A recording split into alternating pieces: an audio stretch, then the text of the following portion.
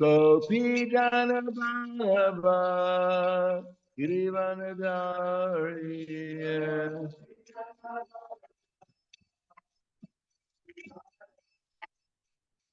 Kopi Dana Baba Girivanadari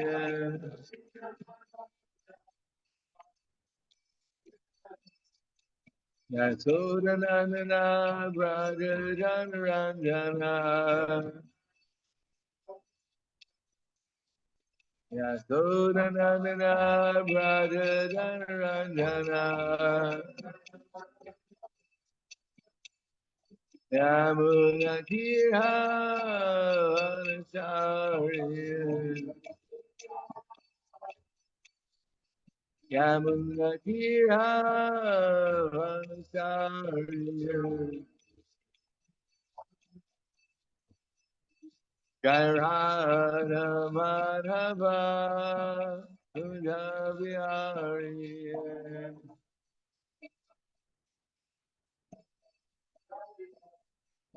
Gairana Madhava Kunjabihari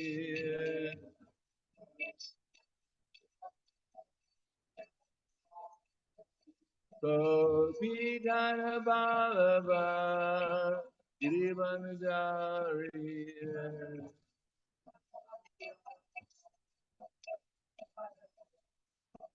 Gopidana Balava Girivanajari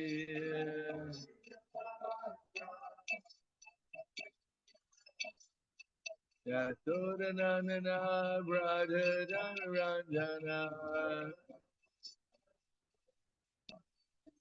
Yasodanandana Brajajanarandana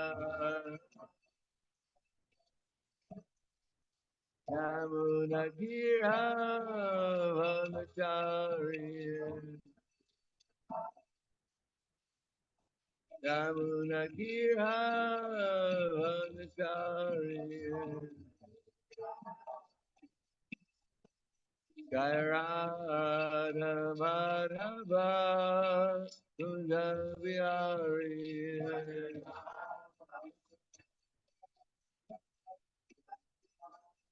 Gairana Madhava Kunjabihari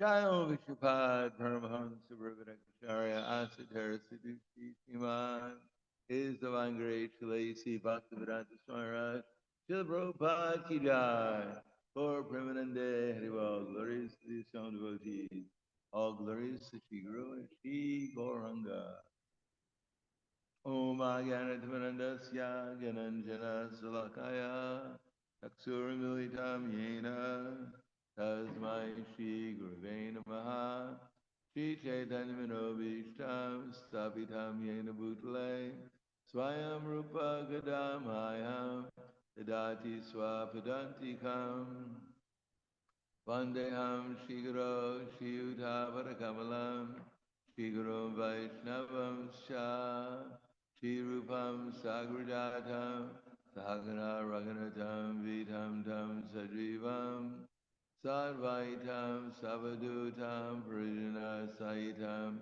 Krishna Chaitanya Devam Shri Radha Krishna Padan Sahagana Lalita Shri Visakanzitam Shah Hey Krishna Karna Sindhu Dinabando Jagapate Gopesha Gopika Kanta Radha Kanta Namostute Tapta Kanchana Gaurangi Radhe Vrindavaneshwari Prishubhanu Sutadevi Pranamami Hari Priye Panchakapa Durvyasya Kripa Sindhubhyevacha Patiranam Pavanebhyo Vaishnavebhyo Namo Namaha Shri Krishna Chaitanya Pranitinanda Chadvaita Gadadhar Shivasati Gaura Bhaktivinoda Hare Krishna Krishna Krishna Hare Hare Hare Rama Rama Rama Vasudevaya. Om Namo Bhagavate Vasudevaya. Om Namo Bhagavate Vasudevaya. I guess you read from the Lilamrita first. And it's where this red little thing is.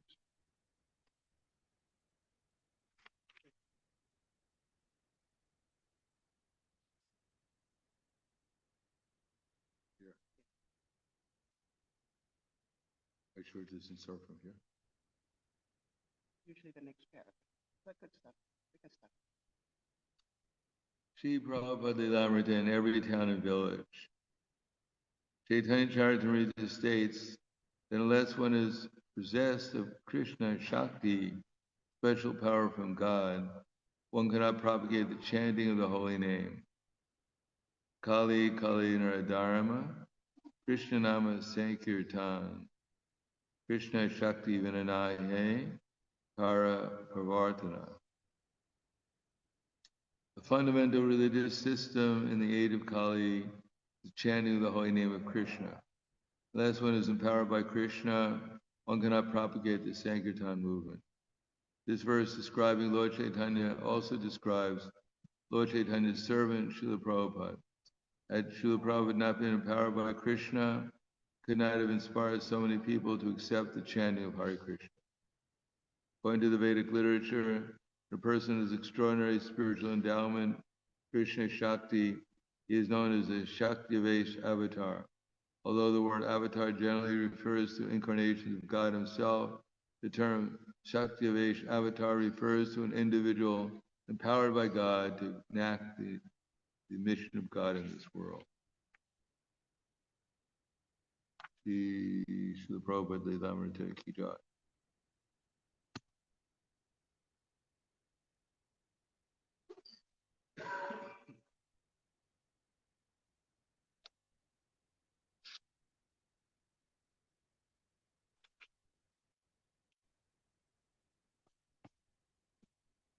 Srimad Bhagavatam, Canto 5, Chapter 17, The Descent of the River Ganges, text number 4.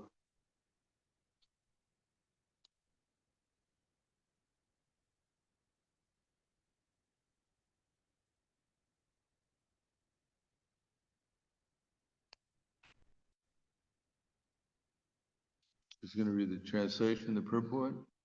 After purifying the 7 planets near Dhruvaloka, pole star, the Ganges water is carried through the spaceways of the demigods in billions of celestial airplanes.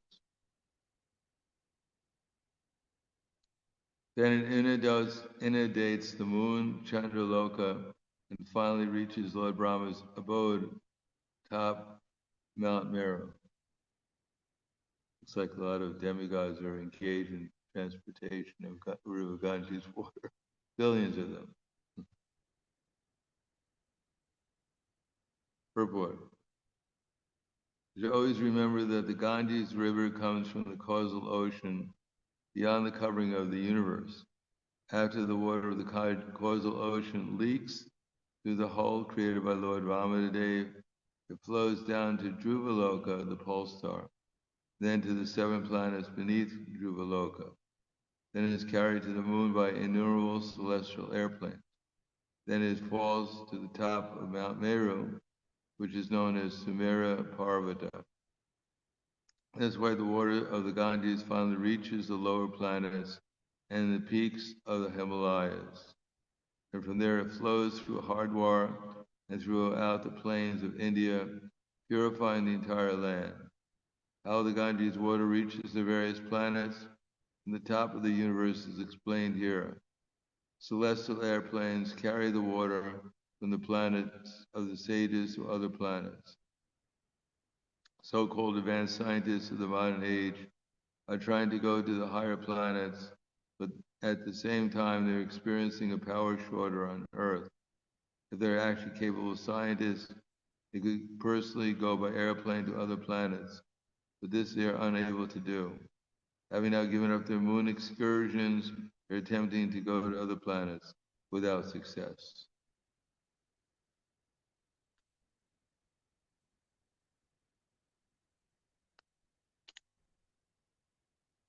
I guess we're supposed to give a class on this. Namo Vishnu Padaya Krishna Prasthaya Budaya Srimate Bhaktivedanta Swami Namane Namaste Saraswati Deve Gauravani Pacharne Nirvishesha Srinivadi Praskajade Satarne. Prabhupada wasn't a great fan of moon excursions. When it was happening, so-called happening, and Prabhupada, it was Govinda Dasi, got a television set so that Prabhupada could watch the moon landing. And they all were sitting in the room, and they turned the television set. And Prabhupada saw the televised moon landing, and he concluded that it's all fake. His servant was Purushottam, Prabhu. And when he heard Prabhupada say it's all fake, he said, no, Prabhupada, they went to the moon. It's on television. Prabhupada said, all fake. Later on, Purushottam, he left because he couldn't accept that they didn't go to the moon. Prabhupada, at one time he said, oh, where's Purushottam? Oh, he went to the moon. That was before he left. Anyhow, I think we all probably are all familiar with the fact that they didn't go to the moon. There's been so many books written about whether they went to the moon or not. Prabhupada wrote, maybe they went to Rahu. Maybe they went to the Arizona desert. Maybe they went to the moon and they couldn't see the residents there because they don't have celestial vision. Prabhupada said so many different things about the moon landing, but he never took it seriously. Why? Because on the basis of the Vedic literature, Brahmeti Paramatmeti Bhagavad Tattvavidas Tattvayaj Jnanam Avayam Brahmeti Paramatmeti Bhagavaniti Shabdyate. Because the Vedic literature is scientific. The scientists are completely in ignorance. They don't even know the beginning of the Bhagavad Gita. Deno sminata dehe komaram yovanam jara tata dahantara praptira diryas tatra namuyati. So that's the beginning of real science. The fact that our bodies are changing, but we're not changing. So that's science means it has to be true from past, present, and future. So that's the beginning of real science, which is eternally true. True in the past, it's true in the present. It'll also be true in the future. We've gone through so many bodies, and yet we're still the same person, the same soul. So without understanding that, then one thinks that the body is dependent on certain conditions, which might be true, but the soul is not dependent on any condition. Soul can exist in any situation, as it existed when we were in the womb of our mother, as we're existing now, as will exist even after the destruction of the body. So therefore Krishna, when he defines the qualities of the soul, he says, Nayanam Chandanti Shastrani, Nayanam Dahati Pavaka, Chayanam Kladiyanti Apo, Vishoshiti Marata. The soul can't be cut to pieces by any weapons, or withered by the wind, or burned by fire. The soul has nothing to do with the conditions of the material energy. Anadi Bham Nirgunadvat Paramatmayam Avyam Sharira Stopikantiya Na Karoti Nanalipite. That those who could see with the eyes of eternity can see that the soul is eternal, transcendental, and beyond the modes of material nature. Despite contact with the material body or Arjuna, the soul is neither doing anything nor is he entangled. In other words, all of us are transcendental. to any kind of material circumstance. And therefore, as we find in the scientific literature, that there is, the scientists, they believe that the soul, living entities can't exist in fire. Now, in the Bhagavad Gita, Krishna says, Imam Vishvate Yogam Praktavanaham Avyam Vishwan Manave Praha Mano Ikshvakave Bravi. That in the beginning, well, many years ago, approximately 120 million years ago, probably before most of us were born, Krishna spoke to the sun god. Now, he didn't speak to the sun god somewhere in Perth or in New Zealand or in Auckland. He spoke to him on the sun planet.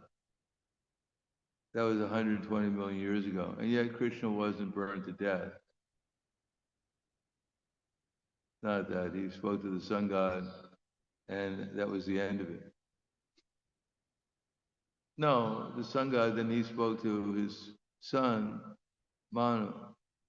Manu struck the Ikshvaka. So here is historically an incident where someone was actually on the sun planet. And he spoke to his sun god. Now, we may not accept that this is how it happened. But whether Krishna was on the sun planet and he spoke to the sun god or not, still the knowledge, we have to see what he was saying. He was telling the sun god millions of years ago that your body's changing, but you're not changing. And whether we were there on the sun planet or not, we were somewhere because we're also eternal. So Bhagavad Gita deals with Brahman, Paramatma, and Bhagavan. Which Paramatma means, if the soul, ourselves are eternal, then what we were doing millions of years ago, like the sun god. So Krishna in Bhagavad Gita says, Samam sarveshu bhuteshu tishtantam parameshwaram vinasha vinashantam yapashyati sapashyati. One who can see that the super soul is accompanying all the super soul and the soul present in all bodies, and that neither the soul nor the super soul within the destructible body is ever destroyed, he actually sees. In other words, right now is the person in our heart giving us intelligence, remembrance, and forgetfulness. Now we may think that my remembrance, knowledge, and forgetfulness is coming from myself. But if that was a fact, then why? Because sometimes we can't remember someone's name. And sometimes we can't even remember where we are. We wake up in a different place and we don't even know what country we're in. So, if remembrance was completely under our control, why can't we just spontaneously remember everything we wanted? And sometimes we can't forget something. Someone does something to us we don't like, and we remember it, and we can't forget it. All night long, we're just thinking about it. But we want to go to sleep, but we can't forget it. So remembrance, knowledge, or forgetfulness are being supplied to us. And similarly, sometimes we see things in one way, and sometimes we see things in a completely different way. Prabhupada gives the example that at night we may think a rope is a serpent, and during the day when we see it's a rope, we no longer think it's a serpent. So therefore, knowledge is also being supplied to us. Like a father, as it says in the Bhagavatam, second canto, chapter 2, the Lord in the Heart, text number 35, that there's a personality who's giving us intelligence, just like he's giving all living entities intelligence. Not only human beings, but all living entities, they all have intelligence. That's one of the definitions of Atmarama, that all living entities are supplied with intelligence, and therefore they're all Atmaramas. That's in the 64 explanations of the Atmarama verse by Lord Chaitanya in the Chaitanya Charitamrita. So, if a little ant is crawling on the ground looking for sugar, and we're looking for sugar, we're looking for the Mahasweet, the ant is better equipped than we are with intelligence, how to find the Mahasweet than we are. So we think we're very intelligent, but we're not intelligent enough to beat the ant to the Mahasweet. He's much more equipped to do that than we are. Therefore, all living entities are being supplied by intelligence, although we're all individual, but the same all-pervading intelligence is there in everyone's heart, and he's known as a super soul. Intelligence implies that there must be a person who has intelligence. The microphone I'm speaking into doesn't answer back that I made a mistake, or they can't hear me. Speak a little louder, because it has no intelligence. It's unconscious. But we're conscious. Similarly, when we see this, as Krishna says in the Bhagavad Gita, Gama Visha Tribhutani, Daryamaham Ojasa, Kushnami Chosadi Sarva, Rasatmika. They enter into the planets, and by my energy, they stay in their orbits. Now, the sun, according to Lord Brahma, it's Chaksha Esha Savitasa Kala Grahana, Rajasamamurti Shesha Teja, as Yagaya Brahmati Sambrita Kala Chakro, Govindam Adi Purusham Tamaham Vajami. The sun is one of the eyes of the Supreme Lord, full of infinite effulgence, supplying heat and light to the universe since time immemorial. It is said that the sun is supplying more heat and light in one moment than all human civilization is utilized throughout its whole history. And yet the sun, according to Lord Brahma, is exactly in an orbit. It rises at a certain time and it goes down at a certain time. One can predict exactly where the sun will be in 10 million years from now. Now there must be some intelligent person controlling the sun. Otherwise, why is it so much under control? Just like in India, they strap a bull by its nose to a rope to a pole. And the bull walks around the pole and it's dragging a heavy weight behind it, which is crushing grains. Now the bull is able to pull a heavy weight. It would take 50 strong men to pull, and yet it's doing that, walking around crushing the grains. But it can't move 1 inch beyond the rope. However powerful it might be, it's still bound by the rope. Similarly, the sun, full of infinite effulgence, still is exactly in an orbit. So who's tied the sun to its orbit? So therefore, Lord Brahma says, yes, Yagaya Pramati Sabhutala Chakra, Pramati Kala Chakra, that it's Govinda. He's tied the sun to its orbit. Therefore, by our own experience, we can understand this is supreme intelligence. Otherwise, how are we eating food? And part of it is being digested, part of it is being assimilated, and part of it is being eliminated. Who has made this machine that's able to do that? So Krishna says, Aham Vaishnava Bhutva Praninam Deya Ashritya Pranapana Samayukva Vichamnyanam Chaturvidam. I become the fire of digestion, and therefore I digest the 5 kinds of food stuff. So with our own intelligence, if we want to have that intelligence, then we can see how the Supreme Lord is present in others' hearts, in our heart, and present in the universe. As he says, he's present in the heart of the sun god, directing the sun god to move exactly in orbit along with the other planets. Otherwise, we look up in the sky and we don't see one planet crashing into the other every day or every night.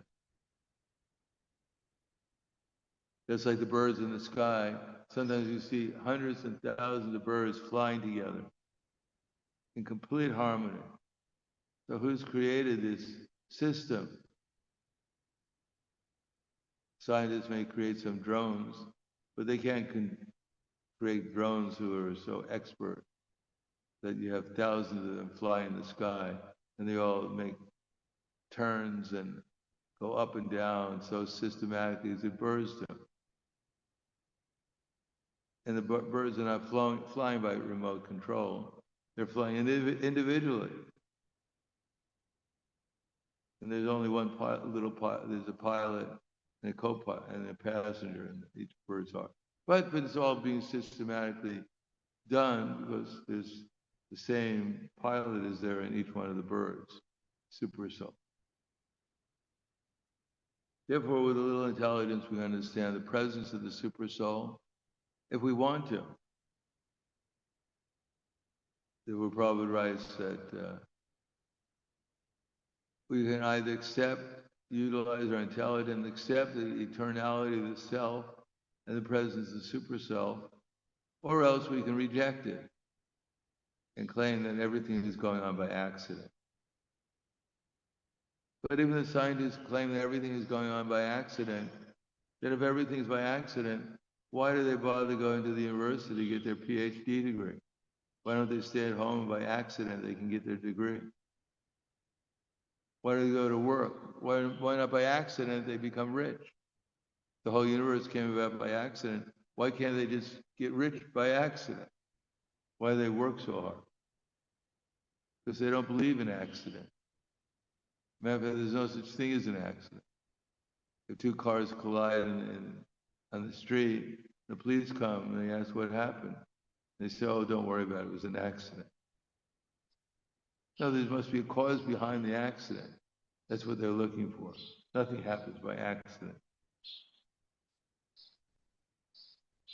Therefore, by a little investigation into the scriptures, a little use of our intelligence, we can see that the soul is eternal and each soul is accompanied by a supreme soul who's directing his activities. And what is he directing his activities to? As it says in the Bhagavatam, Nate vidu swartikatim vivishnu sarashaya yevahya arthamanina.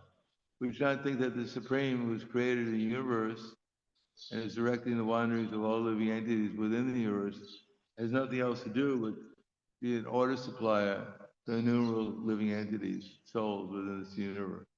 That he, according to the Bhagavatam, he has his own place in the spiritual world. And from him everything has come. Therefore, as all of us had a father and mother, and they had a father and mother, there must be an original father and mother. And that original father and mother, according to the Bhagavatam, is Aishvaryasya Samagrasya Viryasya Yashashastriyaha Jnana Vairagyaschayana Jnana Bhagi Tinganaha. He's the person who's completed Aishvarya of all opulence, Aishvaryasya Samagrasya Virya Yasyasya Striyas. He has all power. He has Aishvaryasya Samagrasya Viryasya. He has all strength, he has all fame, he has all knowledge, he has all wealth, he has all renunciation and all beauty. So the original source of everything must have everything we have, but to a complete degree, unlimited degree. Therefore, that's what the Bhagavatam deals with. And the scientists, they say they went to the moon. Of course, we don't. There's so much evidence by this, or just logic and common sense. How is it that they planted the flag on the moon and it began to wave? It's contradictory. They say there's no atmosphere on the moon. But why do they? Originally, they had a video of this astronauts planting the flag on the moon. The flag started to wave. Was the flag so ecstatic because he finally made it to the moon that it became ecstatic and it started to shiver out of ecstasy? Or how is it that the moon lander landed on the moon, thrusting tens and thousands of horsepower, fire coming out of his engine, and didn't even raise one speck of dust on the moon. Yet when the astronaut supposedly landed on the moon, all the dust of the moon came up.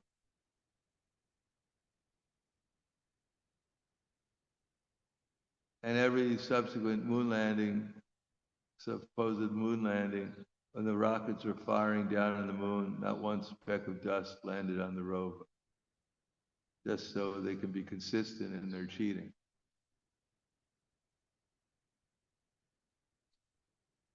So there's so much physical evidence, the fact they never went to the moon, common sense, if they went to the moon in 1969, they supposedly went to the moon,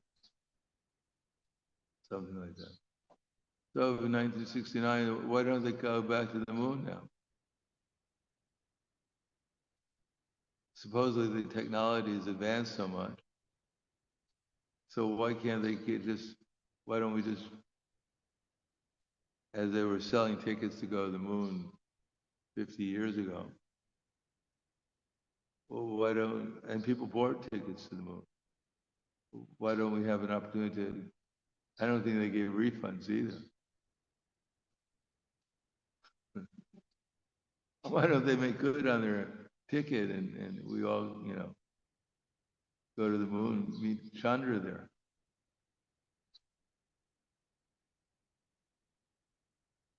No, because as Prabhupada said, he wasn't so much interested in controversies in the sense that he was into conspiracy theories and he didn't want to argue about whether they went to the moon. It's just that it doesn't make any sense according to the Vedic literature.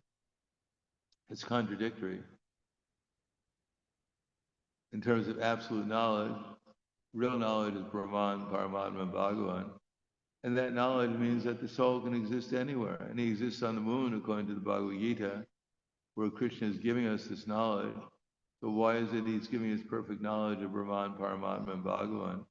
And yet he's got it wrong. There's no such thing as living entities on the moon. If there's actually a supreme person, why would he waste his time creating all these different planets just to have decorations for us at night? It's inconsistent with, at least with the Bhagavad Gita and the Vedic literature.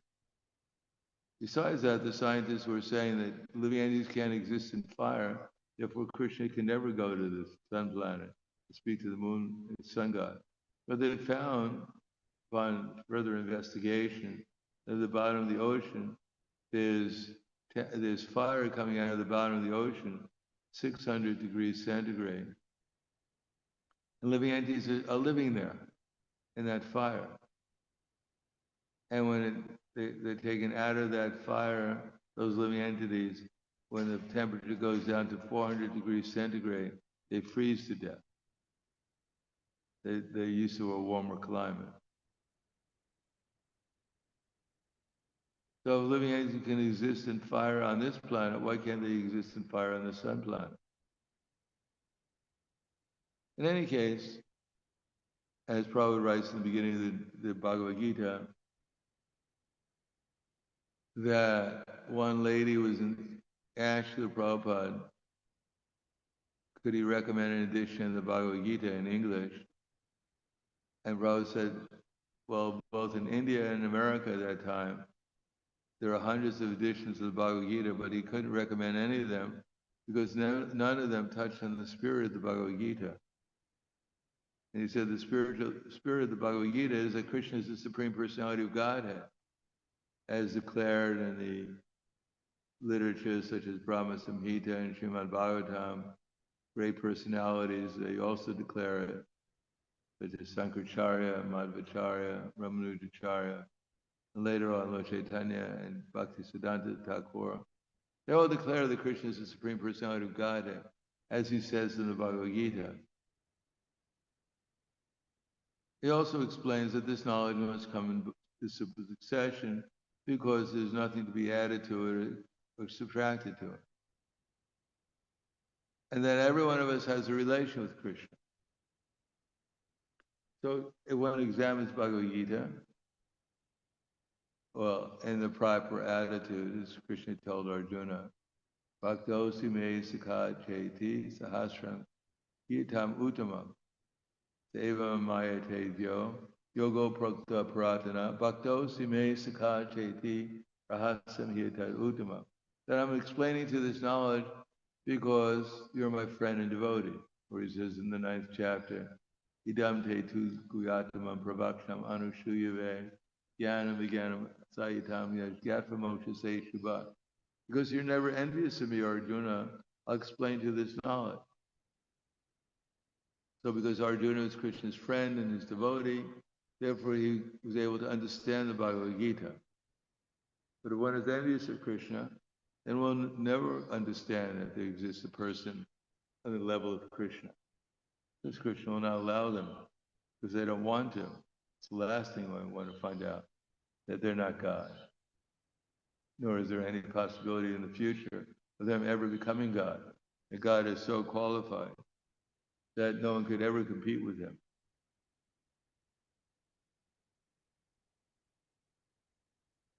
No one is equal to him. No one is greater than him. How does that verse go? Tasya karyam karanam kavidite natasya krishyate parasya shaktira vivitaiva shruyate vabhavaki jnanabala kriyacha samasta. No one is equal to Krishna or greater than him. And by his energies, everything is being manifested. So they can't, even though it's obvious, the most obvious thing, that we're eternal, there's nothing more obvious the fact that we're always existing. They can't understand that because they're Maya. They've lost their intelligence. Maya has taken their intelligence away because they're involved in trying to become God in the material world, enjoyers and controllers. From lust comes anger, comes forgetfulness, comes delusion, comes forgetfulness, and loss of intelligence. So their intelligence has been taken away by the material energy, and they remain covered by Maya, by illusion. So the fact that we're eternal, there's a super soul guiding us, there's a supreme person behind the whole thing. They can't understand it, and therefore they come up with these understanding that they can't. There's no one on the moon planet. There's no one on the sun planet. Everything came out of nothing. But actually, it's just another cheating, that's all. Illogical, inconsistent, unscientific, and yet they claim to be scientists, but actually they're just cheaters. Because they don't even know the most elementary knowledge. So therefore, they're, as Krishna says, Ukramantam sitim vapi, Punjana vagunandita, vimudananda pashanti, pashanti jnana chakshusha. The foolish, they can't understand how the living entity quits his body, or what kind of body he enjoys under the spell of the modes of nature. But those whose eyes are trained with knowledge can see all this clearly. Itantas yoginam chayanam, pachantyanmami avashtita. Itanto yakritatmano naiva pashanti chetasa. The endeavoring transcendentalist who is situated in self-realization can understand all this clearly, but others, although they may try, cannot actually see what's taking place. So they're trying very hard, but they're covered by the illusion. Therefore, they can't see anything as it actually is. But the simple devotee who is endeavoring to become Krishna conscious, this is all revealed to them, the absolute truth, in 3 phases. Therefore, they can understand who's in ignorance and who actually has some knowledge by that criteria. So I'll stop there. Thank you. Any questions or comments? Yes.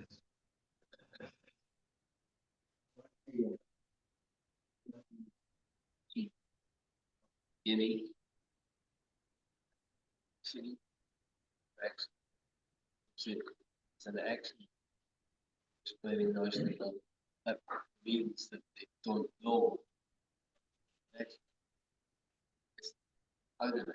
There's a way to happen. There is a cause. It's an accident, which means we don't know. Or it's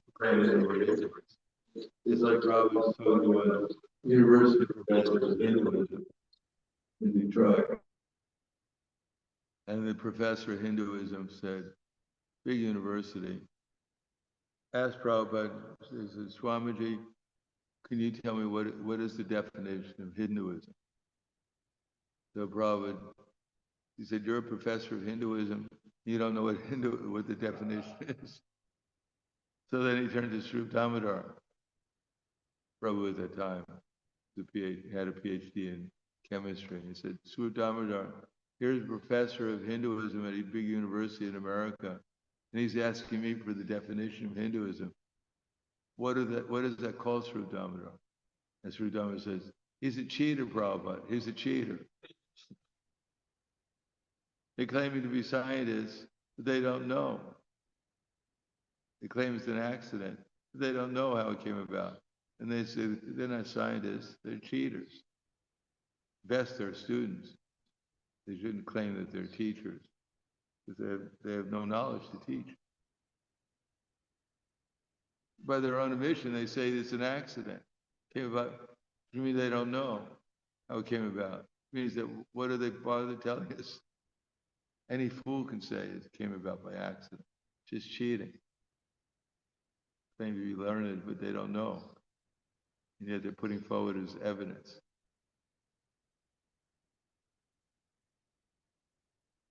For 1920, they said light was a wave. 1930, they said it was a particle. 1960, they said it was a wavicle. Now they're saying it's a popsicle. It's a popsicle. They could say anything. They don't know anything. It's all cheating and speculation. Anything else? Causal ocean. We understand that when Vamanadev pierced the covering of the material, our material universe, and pierced the covering, and the causal ocean flows down. It's still flowing now, and of course we worship the Ganges as the Chanamrit of Vamanadev. Meaning, is it still flowing? Because, like, as if According to this, there's billions of celestial airplanes carrying it to the different planets. I mean, I don't know anything about these things. I only know what it says here in the Bhagavatam. It's been a long time since I was on a celestial airplane carrying water to different planets. I mean, there's so many things that are inconceivable to us. Therefore, Prabhupada writes in an introduction to the Bhagavad Gita that we don't know if Krishna is God or not, but nor do we know he's not God. So we don't know, we're not 100% sure he's God, and we're 100% sure he's not. So therefore, we theoretically have to accept that Krishna is the Supreme Personality of Godhead. And in that submissive spirit, then we can take advantage of the Bhagavad Gita, try to understand it. So the same thing with the Bhagavatam. How we can concoct anything about, where the waters, where the Ganges came from, or what's happening now. How is anyone going to check me, except from the scripture? We can come up with any story. But, for us, it's irrelevant. Therefore, it says, blind following absurdity includes the condemned. One should not only hear submissively, one should get a clear understanding through submission, service, and inquiry. So whether the Bhagavatam is completely correct or not, or whether it's incorrect in some place, or maybe there are billions of celestial airplanes, maybe not. But still, we're eternal. There's Paramatma within our heart. Our goal is to reach the Supreme Person. Doesn't matter how many billions of airplanes there are in the sky carrying water. That's important for us. That's what we have to do, is at least take the process of becoming Krishna conscious and realize the important things, Brahman, Paramatma, and Bhagavan. Whether we realize how many airplanes there are and how much war each one of them carries, it's not really, makes no difference. Still going to go through old age, disease, and death. Whether there's 100 billion airplanes or 10, that makes no difference to our reality. Anything? Yes.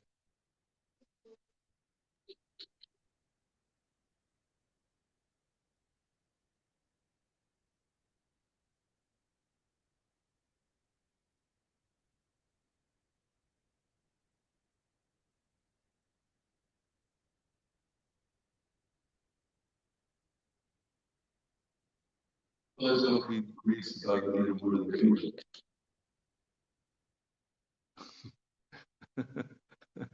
At least he got a Bhagavad Gita. Whether he reads it or not is another. And even if he read it, unless he takes direction and has association of devotees, he'll never understand what it's all about. That's nice, you got a Bhagavad Gita. Hopefully he gave a donation for it. So he actually got some pious credit. And we always make a big thing out of these things. Although the cow slaughter goes on, the whole world's going to hell. But some leader got a Bhagavad Gita and we think, everything's all right now. It's nice, but it's not really, it makes a big difference. We like to think that we're making a big difference in the world. We can't even get along with each other. But to speak of, influencing some leader in a practical way.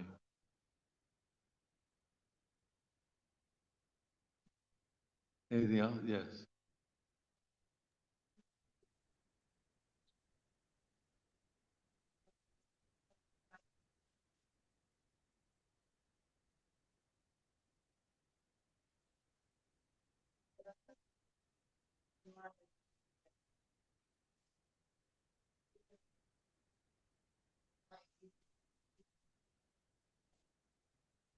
Yeah,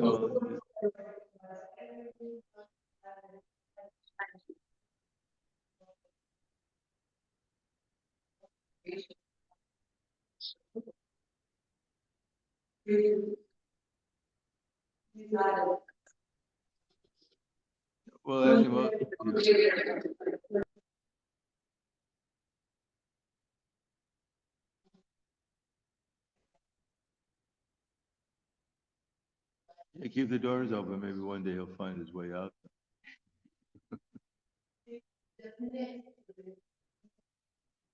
Yes, there's a whole family there. I know, he must have done some pious activities because at least he's trapped in the temple. Could be worse. Guy is looking at the deities, he'll get a lot of benefit. And if you see it long enough, maybe he'll fast on Ekadasi too. Get some really benefit. Okay, anything else? Thank you very much. Grantaraj Srimad Bhagavatam Ki Jai, Srila Prabhupada Ki Jai, Gaur Premanande. His Holiness Prahladananda Maharaj ki jai.